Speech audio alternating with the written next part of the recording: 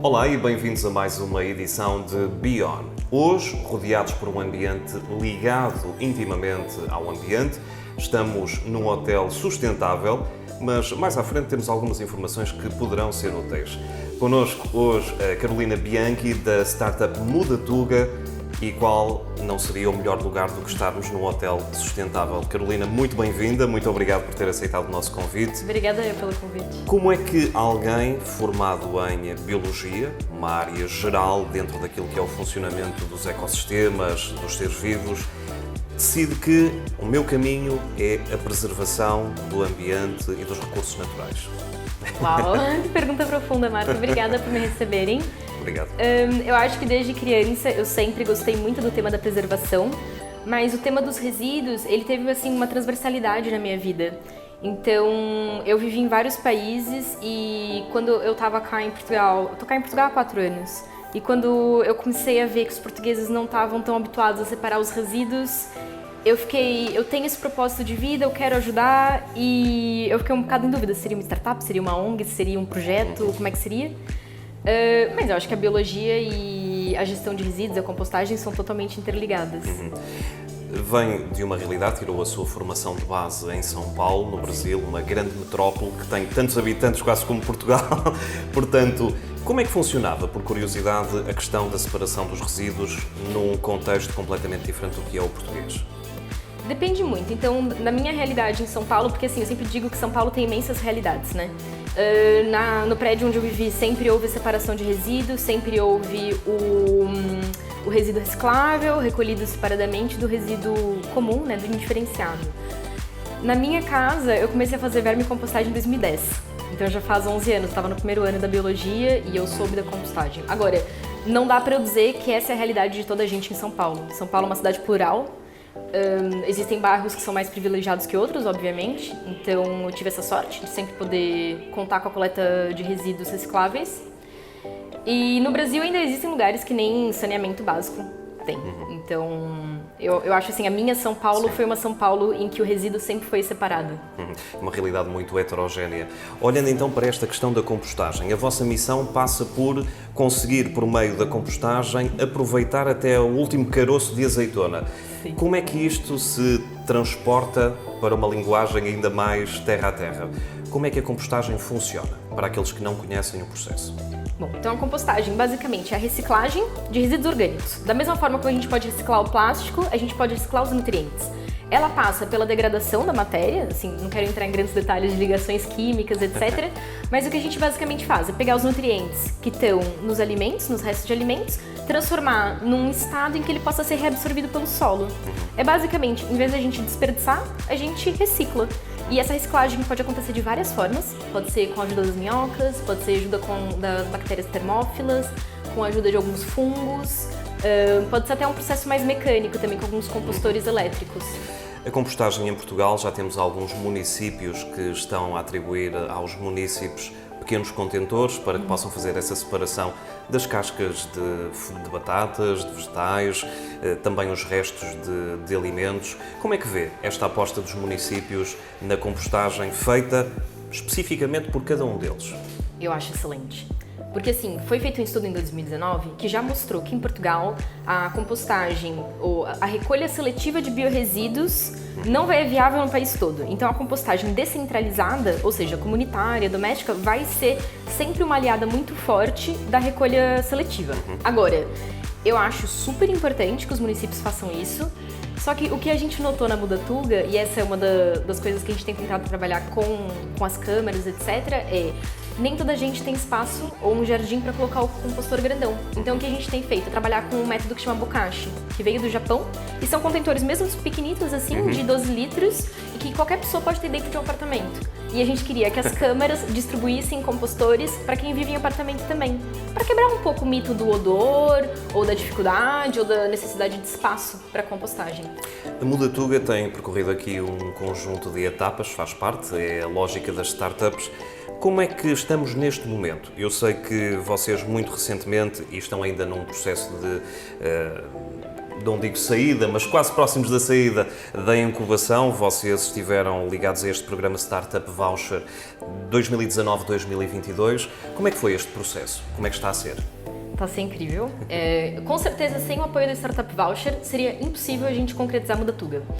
Nós submetemos o projeto em julho do ano passado para o financiamento, mas ele já tinha sido criado em março. Não é um projeto assim muito antigo em termos de materialização. Agora, é uma ideia que eu e as minhas colegas, que a gente já se conhece há 12 anos, já tínhamos pensado várias vezes. Já passamos, então, pelas 2 primeiras fases do Startup Voucher, estamos na terceira. E, de fato, a gente está nesse momento bem crucial de finalização de plano de negócio, começar a pensar em investidores, como é que a gente vai fechar ou dar o nó para todas as pontas soltas que ficaram, né? Que é normal durante o processo de incubação.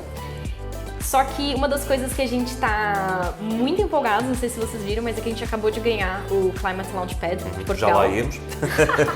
Mas sim, claro. Sim, tem sido assim tudo muito empolgante. Nesse momento, o que a gente está a fazer é tudo que tínhamos planeado para incubação, a gente acabou antes do tempo, porque a gente se empolgou um bocado muito, foi fazendo as coisas rápido.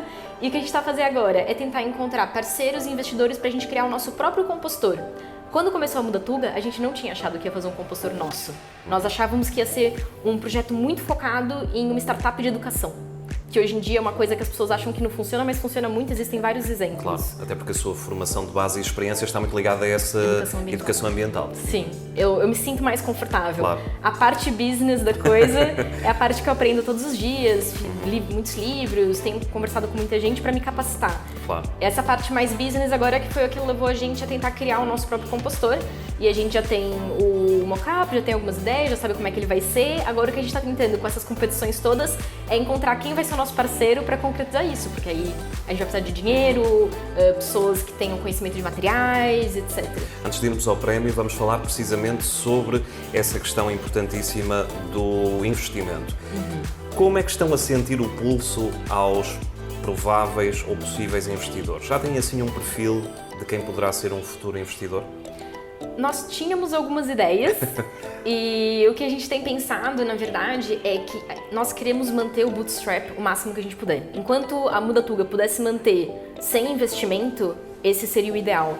Por isso que também a gente vai ter muito cuidado na hora de aceitar investimento, porque nós sabemos que nós somos muito idealistas. Nós temos, assim, alguns critérios bastante rígidos em termos de sustentabilidade, formação de preço, etc., que eu, conversando com outras fundadoras de outras startups sustentáveis, tanto ambientalmente quanto socialmente, elas já falaram que essa é a parte mais difícil de buscar investimento, é um investidor alinhado em valores. Então, acho que essa vai ser a primeira dificuldade. Capitalismo e ambientalismo não andam de mãos dadas, por norma? Depende da pessoa. Eu acho que a pessoa tem que acreditar na nossa visão. Se a pessoa não acredita na nossa visão, às vezes é um tiro no pé. Tentar encontrar um investidor que não vai realmente acreditar, que talvez seja um tiquinho mais caro, mas que o ambiente agradece, né? E isso é uma conversa extremamente complexa para se ter com o investidor. Claro. Não é fácil. Olhando então o prémio de que falávamos, como é que foi sentir esse momento e a repercussão do prémio? Bom, faz o quê? 48 horas que a gente ganhou, então a gente ainda tá um pouco com adrenalina correndo na veia. O que a gente mais gostou do Climate Launchpad, que é a maior competição de clean tech do mundo, primeiro foi a formação, porque eles não apenas fizeram uma competição, mas eles dão toda uma base e fazem bootcamps com treinadores internacionais, que ajudou a gente a potencializar várias coisas dentro da Mudatuga que a gente ainda não tinha pensado. Então foi interessante ter uma mentoria de pessoas de fora, no caso era um treinador da Holanda, que era incrível. Em relação ao prêmio, o prêmio ele é dado em formação. E eu acho que isso é uma das melhores coisas que poderiam inventar. Porque o prêmio em dinheiro a gente já tem do Startup Voucher e eu acho incrível que possam se preocupar com capacitar ainda mais os vencedores. Isso vai ser super bom pra gente, a gente vai fazer várias formações em sustentabilidade, marketing, etc., que são coisas que vão fazer a Mudatuga crescer ainda mais. E agora a gente tá super empolgadas, porque nós vamos fazer o pitch na final europeia. E aí vai ser... Vai ser um momento ainda mais relevante. Vai ser sim. A Carolina tem tido a oportunidade também de acrescentar valor ao seu currículo através da formação que fez também em Coimbra, aqui a um nível superior. Essa experiência, em termos formativos, feita em Portugal, que valor acrescentado é que trouxe ao seu percurso? comparativamente com a formação que fez no Brasil? Portugal é um país também muito ligado à agricultura, à natureza. Que inputs é que foram dados que hoje a tornam uma profissional, uma empreendedora diferente? Eu acho que uma das coisas que eu mais aprendi no curso que eu fiz de pós-graduação foi mais relacionado à cultura, às pessoas e como é que os portugueses enxergam o mundo. Como era uma formação em riscos naturais e tecnológicos, também eu enxerguei bastante questões sobre... Aprendi muito sobre a geografia de Portugal, sobre as questões territoriais, quais são os riscos ambientais que Portugal tem, e isso só me impulsionou ainda mais a querer trabalhar com resíduos. Mas também foi muito interessante porque foi a minha porta de entrada em Portugal, foi onde eu fiz as minhas primeiras amizades, conheci as pessoas e entendi um bocado como é que eu vou me inserir dentro dessa sociedade se eu de facto quiser trabalhar por aqui. Claro. E estamos quase a chegar ao final da nossa entrevista. É impossível não falar no futuro e nas perspectivas de futuro. Olhamos aqui no futuro em duas vertentes. Volto a dizer, estamos aqui num hotel que por si só é uma estrutura que, em termos de produção de resíduos, não tem comparação com uma casa, com um ambiente privado. Estas estruturas como hotéis, restaurantes, o comércio tradicional e o comércio em maior escala, como é que estão neste momento em termos de ligação com a compostagem? Estão atrasados. Eu tenho uma grande amiga minha que ela é fundadora do primeiro restaurante lixo zero no Brasil. E sempre que eu converso com ela, depois eu converso com pessoas aqui em Portugal e falo, vocês têm tanto a avançar, mas é super possível. Eu acho que não é no sentido de falar, vocês estão atrasados, mas é no sentido de dizer, é possível e não é assim tão difícil. Eu adorava poder fazer um projeto com um hotel grande, alguma coisa assim, um restaurante maior, um projeto que fosse mesmo como se fosse um modelo para que todos os outros pudessem seguir, que vissem que é possível criar um hotel que seja mais sustentável, um restaurante que tenha lixo zero, que é tudo uma questão de planejamento. Quando a gente tem um planejamento, passa a ser possível. E até eu tive foi há 1 ou 2 semanas, eu fiz um seminário para um hotel, a Escola de Hotelaria de Coimbra, e a gente estava falando justamente sobre isso, como é que a gente cria um hotel lixo zero.